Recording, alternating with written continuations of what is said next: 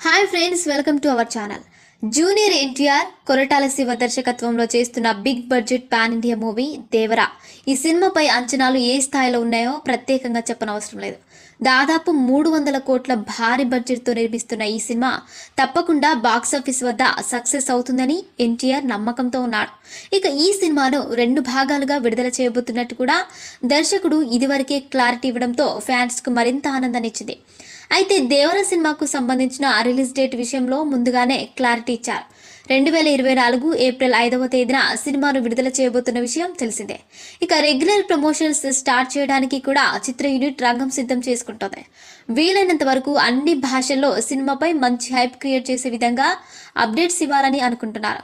ఇక డిసెంబర్ 2వ వారంలో కూడా సినిమాకు సంబంధించిన ఒక స్పెషల్ అప్డేట్ రాబోతుందని తెలుస్తోంది. అన్ని భాషలకు కలిపి ఒకే ఒక బలమైన టీజర్ విడుదల చేయాలని అనుకుంటున్నారు. సింగిల్ లాంగ్వేజ్ లో